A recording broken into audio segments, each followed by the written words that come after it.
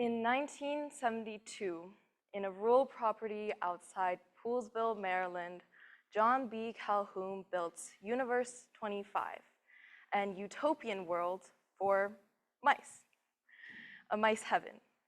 Everything was catered to the mice's well-being, from food to water to shelter and cleanliness. But after a few generations, the mice started to become violent. The females refused to mate, the males were too busy grooming themselves, and they were all lazy and depressed. 4 years and 10 months later, the population turned to 0 in mice heaven. Calhoun, being an ethologist, wanted to study the effects of overpopulation.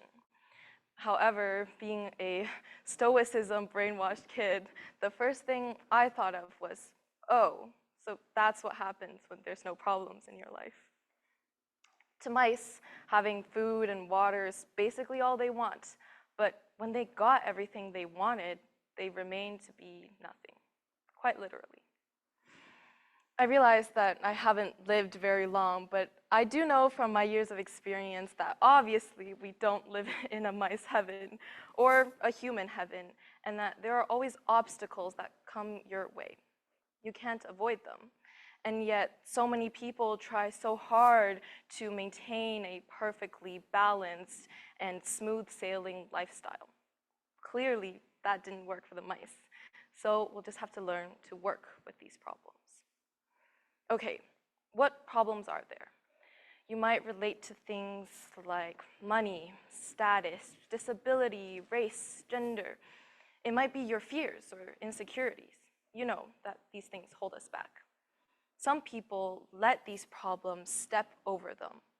Others make it their power.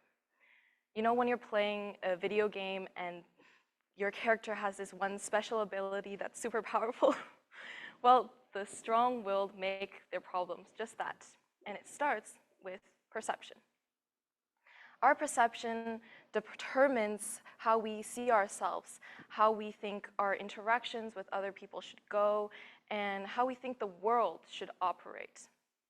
We view everything through our perception, and ultimately, it's our perception of an event that determines how we feel about it and not the event itself. So our perception is powerful. When something happens in our life, we automatically form a subjective opinion about it, about how it happened, why it happened, and what it means for us.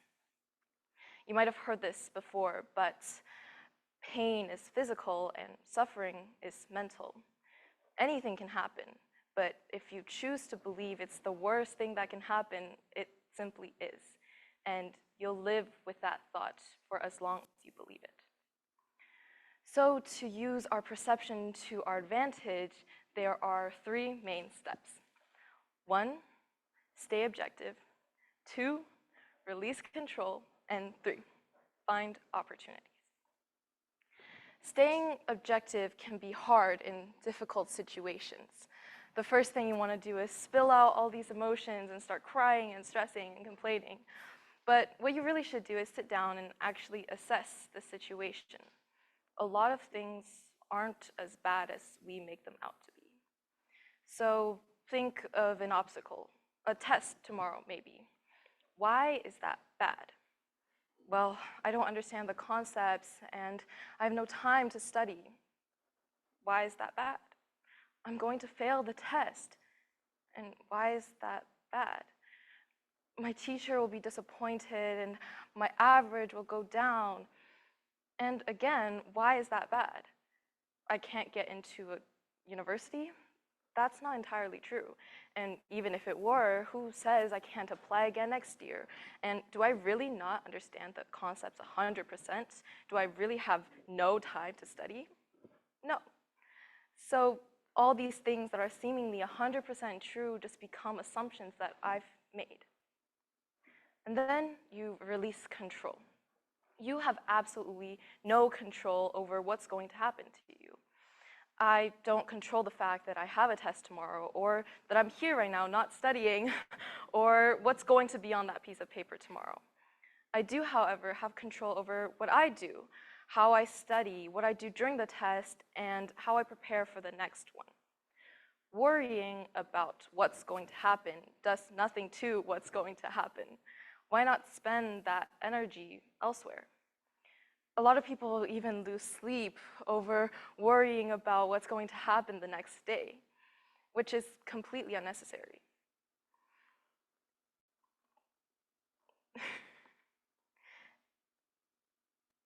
But I know it's a difficult mindset to develop, and slowly you can gain that sleep back.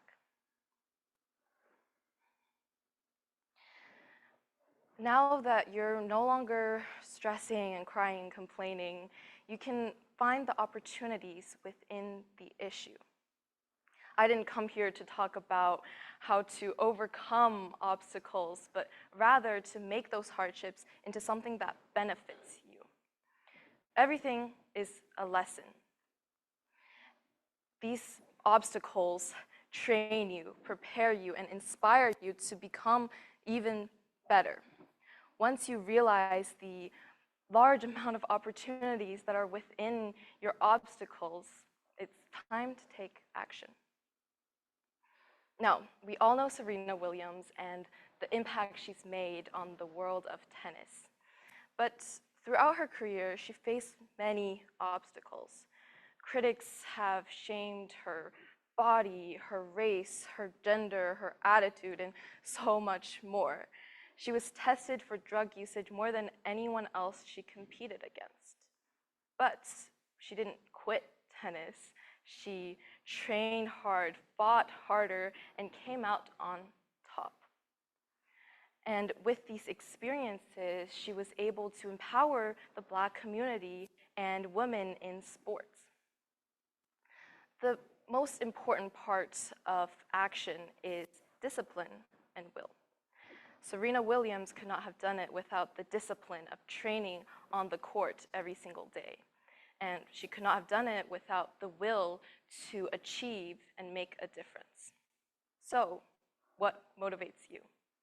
Find it and let that fuel your discipline. And pretty soon, your obstacles will become a blessing.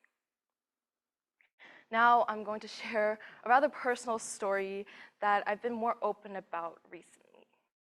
So when I was around 12 years old, I was sexually assaulted. And yes, it was scary and difficult and especially awkward to talk about. So I didn't talk about it. In other words, I ran from my problem. But once I decided to face this memory, I realized that it held so much power and it empowered me to become the person that I am today. For example, for my Civics and Careers project, I was able to use this as inspiration to find ways to increase sexual violence awareness and prevention. And recently, for my drama project, I drew inspiration from it to express these emotions and hopefully inspire others. Even today, I'm able to use this experience to hopefully at least give you a grain of hope. So, it wasn't that bad after all. And what would I be up here talking about today if I didn't go through that? On that note, I'm going to leave you with a few actionable items to face your next obstacle, because I know they'll be coming. First, when dealing with a problem or getting out of a rut or anything, take deep breaths. I know this is pretty common and you'll hear this a lot, but it truly works. Don't react right away. Breathe. And when you're trying to reflect, I really like to journal. And if I get lazy, I'll talk into a voice memo. This allows space for personal reflection and growth. Do whatever you need to relax and reflect. And pretty soon, the answer will be right in front of you. So stop running away to a non-existent fantasy land and face your problems and let it empower you. After all, we don't live in a mice heaven. Thank you.